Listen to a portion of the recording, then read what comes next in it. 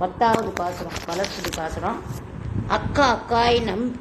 அக்காக்காய் நம்பிக்கு கோல் கொண்டு வா என்று மிக்கால் உரைத்த சொல் வில்லிபுத்தூர் பட்டன் ஒக்க உரைத்த தமிழ் பத்தும் வல்லவர் மக்களை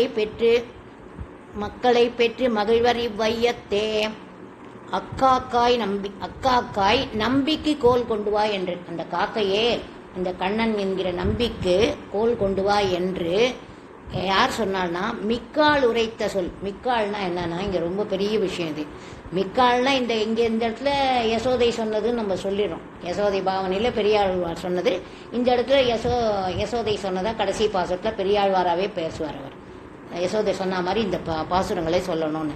இதுல என்ன எதுக்காக மிக்கால்னு பேர் பெற்றானா, அவள் மேன்மை உடையவளாம், தேவகியை விட மேன்மை உடையவள், நம்மையும் தேவகியும் விட சிறந்த மேன்மை உடையவள்னா பெருமை பெற்றவள். ஏன்னா தேவகி பெற்றாள் வழியே ஒரு கண்ணனை பெற்றதோடு சரி, ஒரு செகண்ட் அடுத்த நிமிஷம் அவர் வசுதேவர் கொண்டு யசோதை கட்டில் பக்கத்தில் விட்டுறார். அதனால தேவகி பாவம் எந்த இதுவும் கண்ணனை பற்றி எதுவுமே அனுபவிக்கவே இல்லை. பாவம் பெற்றாள்னு ஒரு பெரிய பேரோடைய கண்ணனை பெருமாளையே பெற்றவள் அப்படிங்கிற பேர் தான் ஒழிய யசோதை கிடைக்க இன்பம் அவளுக்கு எதுவுமே கிடைக்கல. பாவம் இந்த குழந்தையோட லீலைகளோ, குழந்தைய தவழுறது, நடக்கிறது, கொஞ்சறது எதுவுமே பாவம் பண்ணலையா. அதனால தேவகியுடைய நல்ல பெருமை பெற்றவள் யசோதை. அதே மாதிரி நம்ம எல்லாரோடைய ரொம்ப பெருமை பெற்றவள் யசோதை. அதனால்தான் மிக்காள்னா நம்மையும் தேவகியும் விட ரொம்ப பாக்கியம் பெற்றவள்னு சொல்றார் பெரியாழ்வார். அப்படி பாக்கியம் அடைந்த அந்த யசோதை சொன்ன சொல்லாக யசோதை சொன்னதை இவர் சொல்லியிருக்கார். யசோதை சொன்ன மாதிரி அப்படி உரைத்த சொல் வில்லிபுத்தூர் பட்டன் சொல்லியிருக்கார். அவர் ஒக்க உரைத்த தமிழ் பத்தும் வல்லவர்.